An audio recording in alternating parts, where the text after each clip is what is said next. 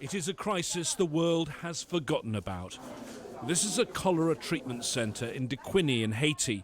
5 years after the outbreak of the disease, it's still killing people. In the first 4 months of this year, there were nearly 14,000 new cases. In the same period, 150 people died.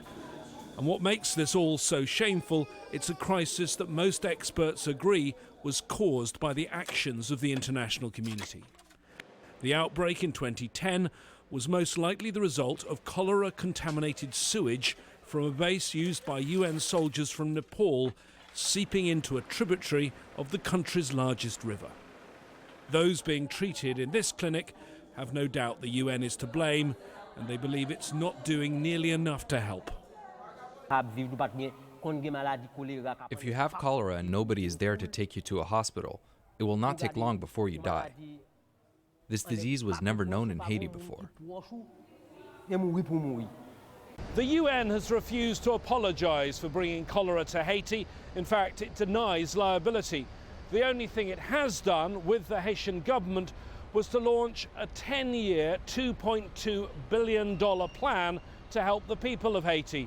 However, 3 years after that fund was launched, less than 20% of the money has been raised. So is the UN doing enough?